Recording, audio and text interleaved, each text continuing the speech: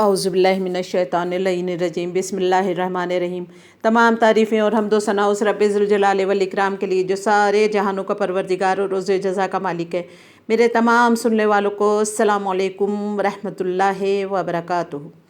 आज का मेरा मौज़ू है माह शाबान को अलविदा कहना और माह रमज़ान में दाखिल होना।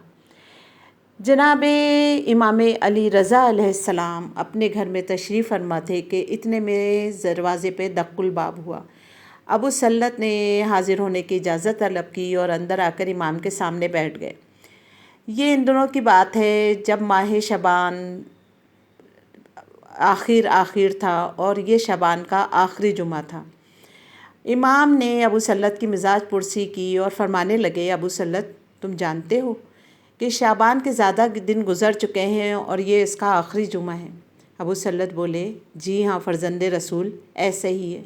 आपने फरमाया, अगर तुम इन बाकी मानदा दिनों में चंद काम करोगे तो इससे ना सिर्फ माह शाबान के जो आमाल की कमी और कोताही पूरी हो जाएगी, बल्कि इसके साथ तुम माह रमज़ान के इस्तक़बाल इस हाल में कर रहे होगे कि तुम खुदा को अल्लाह के लिए खालिस कर चुके होगे।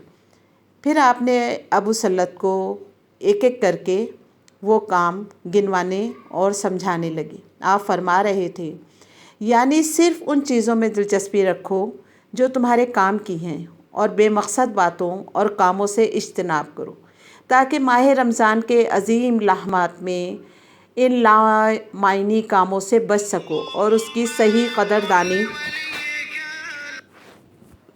हो सके। उसके बाद आपने फरमाया, इन दिनों में तुम्हें 3 काम कसरत से अंजाम देने हैं, और वो काम ये हैं कि तुम ज़्यादा से ज़्यादा ख़ुद को दुआ, इस्तग़फ़ार और कुरान की तिलावत में मसरूफ़ रखो। गोया कि ये 3 काम शाबान के आखिरी दिनों का वजीफ़ा है। उसके बाद आपने फरमाया, अल्लाह से अपने गुनाहों की माफ़ी तलब करो। तौबा का ताल्लुक़ सिर्फ़ रमज़ान से नहीं, इस महीने का चाँद तुलू होने के बाद तौबा की जाए, बल्कि ताकीद यह है कि तौबा के ज़रिए ख़ुद को पाक साफ़ करके माह मुबारक में ले जाओ, ताकि इस माह की अज़मतों को दर्क कर सको और इनसे हकीकी फ़ायदा उठा सको और लज़्ज़त रमज़ान हासिल कर सको। फिर फरमाया, माह रमज़ान जैसे अज़ीम महीने में गुनाहों की गलाज़त या हुकूक़ की अदायगी की गफलत लेके मत जाना, बल्कि शाबान के जो दिन बाकी रह गए हैं इनका बेहतरीन इस्तेमाल यह है कि इनमें अपनी गर्दन पे मौजूद तमाम अमानतों की अदायगी करो। उसके बाद फरमाया कि दिल की धरती पर माह रमज़ान का मौसम तुलू होने से पहले ही बुग़्ज़, हसद, कीना जैसी बोटियाँ तल्फ़ कर दो, ताकि इसकी जगह मोहब्बत खुदा की फसल खूब पनपती रहे और रज़ाए खुदा की हरियाली रूह को तरोताज़गी के एहसास से मुज़य्यन करे। फिर फरमाया, गुनाहों की तमाम आदतें इन दिनों में तर्क कर दो कि लुत्फ़ माह रमज़ान तभी ले सकोगे। फिर इरशाद फरमाया, पोशीदा काम हो या खुले आम करने वाले अमूर, सब में अल्लाह का खौफ रखो और अपने कामों में अल्लाह पर तवक्कल करो। ये माह रमज़ान में दाखिल होने के आदाब हैं। जैसे कि हर जगह के कुछ मखसूस आदाब होते हैं जिनके साथ वहाँ जाना मुनासिब लगता है। अबू सल्लत पूरी तवज्जो और इन्माक से इमाम अली रज़ा अलैहिस्सलाम की बात सुन रहे थे और दिल ही दिल में ये अहद भी कर रहे थे कि अगर मैंने माह रमज़ान से हकीकी मायनों में फ़ायदा उठाना है तो आज ही से, यानी माह शाबान से ही मैं इन सब बातों पर अमल करूँगा।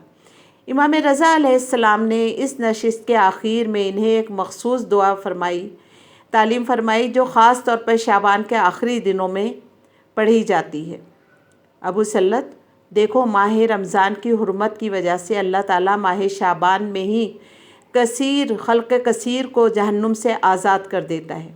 लिहाजा इसके बच जाने वाले दिनों में ये दुआ कसरत से पढ़ना, अल्लाहुम्मा इन लम तकुन गफ़रता लना फ़ीमा मज़ा मिन शाबान फ़ग़फ़िर लना फ़ीमा बक़िया मिन्हु, यानी ऐ अल्लाह, अगर माह शाबान के पिछले दिनों में अभी तक तूने मुझे माफ़ नहीं किया तो इसके बच जाने वाले दिनों में मुझे माफ़ कर दे।